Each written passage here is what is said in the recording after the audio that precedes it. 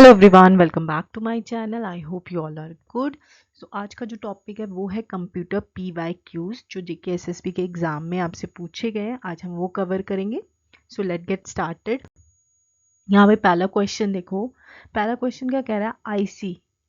IC chips for computers are usually made of which metal. ठीक है, किससे बना होता है? सिलिकॉन से, प्लैटिनियम से, निकल से, या फिर none of the above.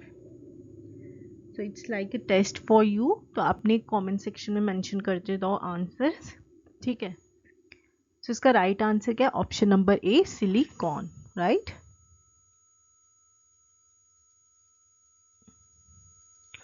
Next question देखो। The folder written copies of email messages have started but are not yet ready to be send. ठीक है, सेंड नहीं किए गए हैं, तो वो क्या है? आउटबॉक्स में रहते हैं, इनबॉक्स में रहते हैं, ड्राफ्ट्स होते हैं, या सेंट होते हैं? सो वो क्या आपका राइट आंसर है? ऑप्शन नंबर सी, ड्राफ्ट में। ठीक है, आपने इसको सेंड नहीं किया, लेकिन आप वो किस में सेव हो जाते हैं? ड्राफ्ट में सेव हो जाते हैं। ठीक है, उसको आप बाद में भी सेंड कर सकते हो। ठीक है, इनबॉक्स में क्या होता है? जो कोई आपको मैसेजेस भेजेगा वो आपको आएंगे इन। ठीक है, इनबॉक्स में। आउटबॉक्स में कौन से मैसेजेस होते हैं? वो मैसेजेस होते हैं जो आप सेंड करते हो, जो आप ईमेल सेंड करते हो, वो आउटबॉक्स में आते हैं। ठीक है, जो आपने सेंड कर चुके हो। ड्राफ्ट्स में वो आते हैं जो आपने सेव कर दिया लेकिन सेंड नहीं किया अभी तक। ठीक है, तो वो उसमें आते हैं ड्राफ्ट्स में। और सेंड का मतलब है कि आपने उस ईमेल को सेंड कर चुके हो नेक्स्ट पर्सन को। ठीक है, नेक्स्ट देखो। It is the programming language used to write a macro in MS Excel. ठीक है, MS एक्सेल में यूज होता है, तो वो कौन सा है? VB स्क्रिप्ट होती है यूज, पाइथन होता है, C++ होता है, या जावा होता है? जल्दी से आंसर करो। सो इसका राइट आंसर क्या? Option number A, VB script, जिसका मतलब क्या है? Visual basic scripting. ठीक है, नेक्स्ट देखो। What is the function of equals to count if in Excel. Excel में काउंट इफ जो है एक फंक्शन, उसका क्या मतलब? जब हम एक फॉर्मूला लगाते हैं इक्वल्स टू काउंट इफ का, तो उससे क्या होता है? Counts cells as specified, counts blank cells in a range, returns values based on a true or false condition, or counts cells with numbers in a range.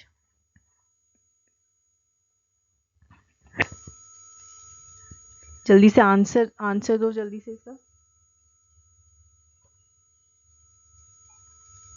तो इसका right answer क्या? ये क्या करता है? Count cells as specified. जब हम इस फॉर्मूले का यूज करते हैं तो ये इसीलिए यूज होता है। ठीक है, नेक्स्ट देखो। What is computer firewall. Firewall क्या है? जो यहाँ पे ऑप्शन देखो। इट इज अ सॉफ्टवेयर और hardware based program to enhance the speed of the personal computer. It is software और hardware based program to protect the personal computer from crash due to bugs. और it is software और hardware based program to protect against threats and make the internet network secure, या all the statement given above about the firewall are correct. तो आपने बताना है क्या है इसमें से करेक्ट फायरवॉल के रिलेटेड। सो ये क्या है? इट इज अ सॉफ्टवेयर और hardware based program to protect against threat से हमें बचाता है ये हमारे कंप्यूटर को, और इंटरनेट नेटवर्क जो है उसको भी सिक्योर करता है। इसलिए हमें कंप्यूटर फायरवॉल अपने कंप्यूटर में अवेलेबल होता है। ठीक है, तो इसका राइट आंसर क्या? Option number C. Next question देखो। A is a pre design document है that already had coordinating fonts, a layout and a background. ठीक है, मान लीजिए कि एक जो है एक प्री डिजाइन डॉक्यूमेंट है। ठीक है, जिसके कोऑर्डिनेटिंग फॉन्ट्स भी हैं अवेलेबल, लेआउट भी है और बैकग्राउंड भी है। तो वो क्या है? मॉडल है, प्रोटोटाइप है, फॉर्मेट है, या टेम्पलेट है?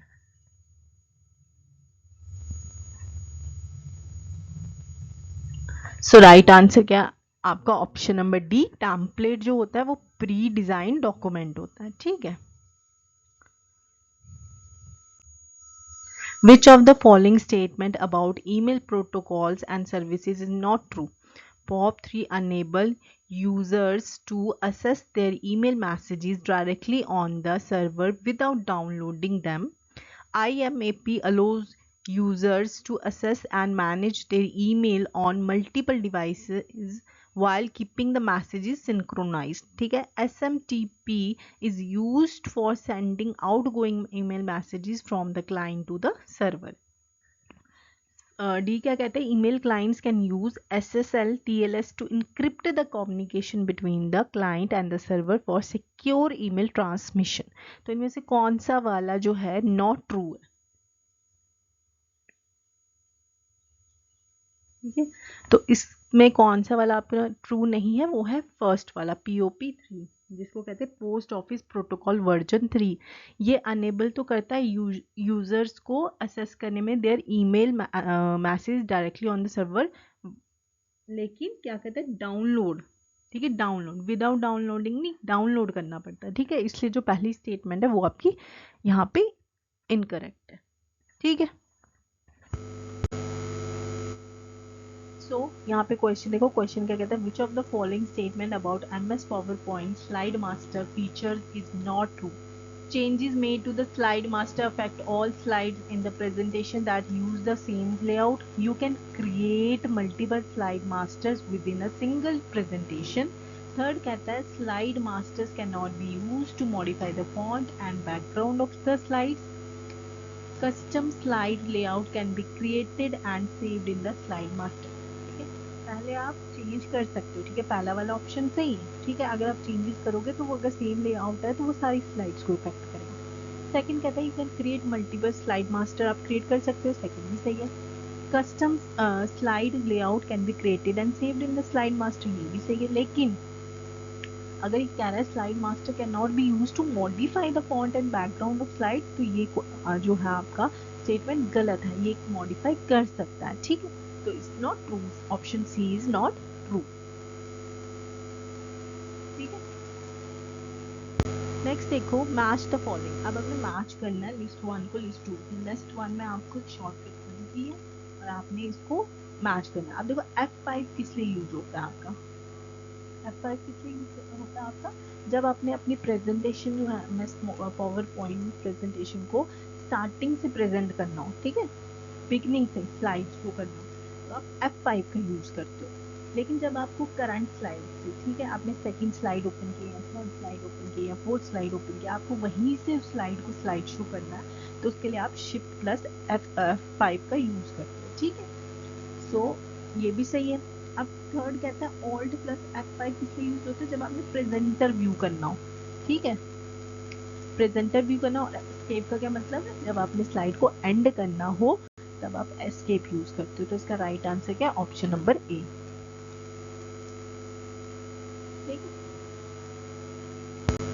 नेक्स्ट कहता है, which of the following is the primary feature of Microsoft access?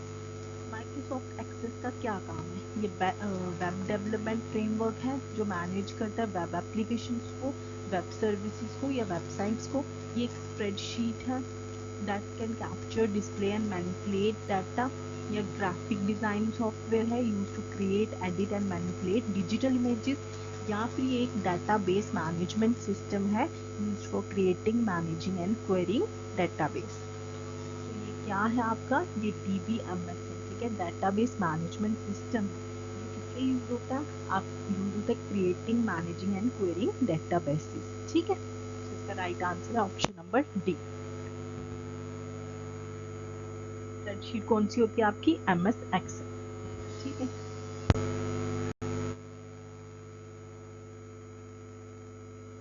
सो यहाँ पे देखो आपको फिर से मैच करना.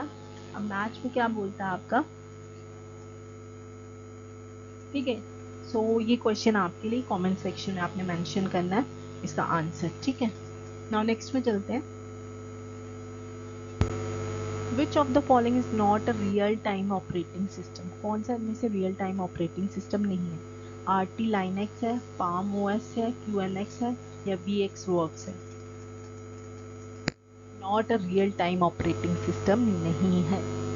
सो इसका राइट आंसर है option number B, Palm OS जो है वो आपका रियल टाइम ऑपरेटिंग सिस्टम नहीं है। नेक्स्ट क्वेश्चन देखो, direct memory access controller is a feature within the computer that क्या करता है, ट्रांसफर करता है डेटा को to the main memory without intervention of CPU की इंटरवेंशन के बिना ही वो डेटा को ट्रांसफर कर देता है, या कोऑर्डिनेट करता है communication between the computer and network, या प्रोवाइड करता है graphical interface for managing system resources, या फिर क्या करता है वो ऑप्शन डी में कह रहा है वो क्या करता है, मैनेजेस करता है सीपीयू क्लॉक स्पीड को, temperature. So direct memory access का क्या काम है,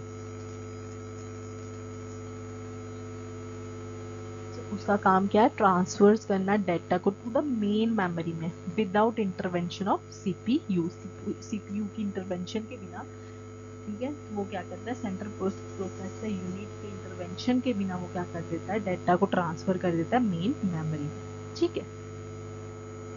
तो राइट आंसर ऑप्शन नंबर ए।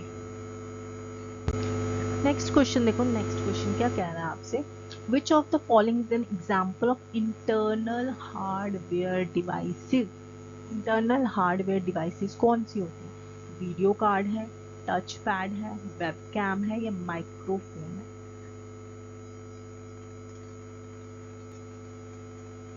इंटरनल हार्डवेयर डिवाइसेस, ठीक है। सो वो कौन सा आपका वीडियो कार्ड, वीडियो कार्ड जो है वो आपका किसका एग्जाम्पल है, इंटरनल हार्डवेयर डिवाइसेस का, ठीक है। नाउ नेक्स्ट क्वेश्चन क्या कहता है, consider the following statement about device driver, ठीक है। डिवाइस ड्राइवर के बारे में आपने क्या बताना है, इनमें से कौन सी स्टेटमेंट सही है कि नहीं। अब डिवाइस ड्राइवर क्या होते हैं आपके, देखो पहला स्टेटमेंट देखो, it is hardware device that is attach to a computer, ठीक है। ये हार्डवेयर डिवाइस है जो कंप्यूटर से अटैच होती है, ये एक्ट एज ए ट्रांसलेटर काम करता है between the hardware device and operating system में या एप्लीकेशन में। It instruct the computer how to communicate with the device by translating the operating system instruction into a language that a device can understand in order to perform the necessary task, right. Examples of device driver, अब examples क्या है device driver की, printer driver, display driver, USB driver, sound card driver, motherboard driver and Rome driver etcetera, बहुत सारे होते हैं। तो device driver से ही हमारा क्या फंक्शनिंग होती है, कोई भी आपके जैसे आपने प्रिंटर चलाना है तो प्रिंटर का ड्राइवर चाहिए, ठीक है। तो अब आपने बताना है कि डिवाइस ड्राइवर है क्या। अब सबसे पहला जो पहली स्टेटमेंट है ना वही गलत है, it is a hardware device. ये हार्डवेयर डिवाइस नहीं है, सॉफ्टवेयर डिवाइस है, ये सिस्टम सॉफ्टवेयर है आपका, ठीक है। तो ये सिस्टम सॉफ्टवेयर क्या करता है आपका, ये क्या करता है, हार्डवेयर डिवाइस और ऑपरेटिंग सिस्टम को क्या कहता है, एक्ट एज ए ट्रांसलेटर काम करता है, ठीक है। तो इसमें सिर्फ एक जो है पहली स्टेटमेंट गलत है कि हार्डवेयर डिवाइस है, it is not a hardware device, it is a system software, right. तो बाकी जो है स्टेटमेंट वो करेक्ट है रिगार्डिंग योर डिवाइस ड्राइवर। सो इसका राइट आंसर क्या होगा, ऑप्शन नंबर सी। नेक्स्ट देखो, नेक्स्ट क्वेश्चन क्या कहता है, नेक्स्ट है मैच द कंप्यूटर जनरेशन को मैच करो। अब यहाँ पे first generation, second generation, third generation, fourth and fifth generation. अब फर्स्ट जनरेशन जो थी कंप्यूटर की उसमें सबसे पहले क्या यूज किया गया था, वैक्यूम ट्यूब्स यूज की गई थी, और वो लार्ज साइज के होते थे और लिमिटेड प्रोसेसिंग, ठीक है। सो इसका पहला का ऑप्शन क्या है, टू होगा, यूज वैक्यूम ट्यूब्स को यूज किया गया। सेकेंड जनरेशन में क्या किया गया, ट्रांजिस्टर्स को यूज किया गया, राइट। फीचर ट्रांजिस्टर, और वो उनसे थोड़े छोटे थे एंड मोर रिलायबल थे, ठीक है। कंप्यूटर पहले बल्ब वाला कंप्यूटर आते बड़े बड़े, आपने जैसे टीवी भी देखे होंगे या कंप्यूटर्स भी देखे होंगे, पहले आपने बड़े बड़े कंप्यूटर्स आते थे उसके बाद सीपीयूज एंड ये कीबोर्ड्स था। लेकिन अब जो है वो कॉम्पैक्ट कंप्यूटर्स होते हैं, ठीक है। तो सेकंड में आपका क्या था, फीचर ट्रांजिस्टर। थर्ड जनरेशन में आपका क्या था, इंट्रोड्यूस इंटीग्रेटेड सर्किट, ठीक है। इंटीग्रेटेड सर्किट्स आए, उससे क्या हुआ, जो साइज था कंप्यूटर्स का वो क्या रिड्यूस हो गया, ठीक है। अब है थर्ड जनरेशन, फोर्थ जनरेशन देखो, फोर्थ जनरेशन में क्या हुआ आपका,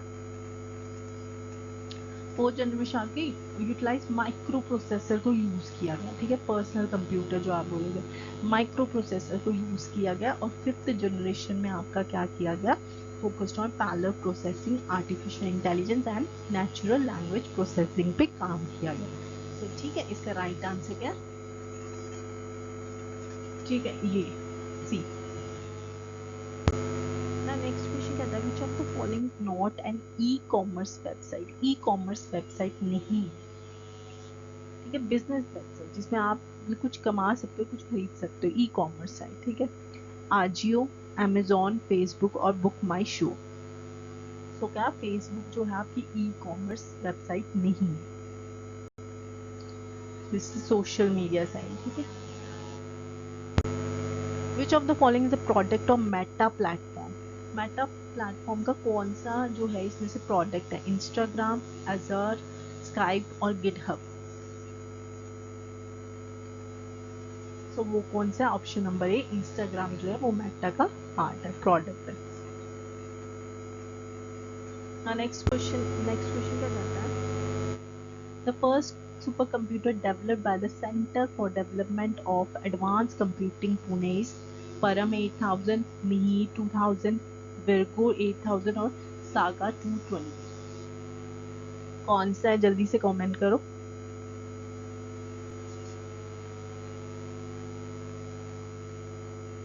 सो वो कौन सा आपका राइट आंसर, ऑप्शन नंबर ए, परम 8000 जो है क्या था, ये पहला सुपर कंप्यूटर था किसने डेवलप किया था, सीडैक पुणे, ठीक है।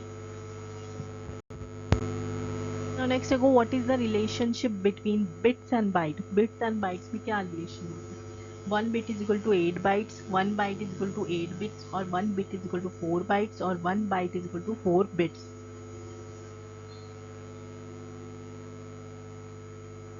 सो वो क्या है, 1 byte जो होती है वो किसके, 8 bits के इक्वल होती है, right. So these are the PYQs on computer. So keep practicing these questions.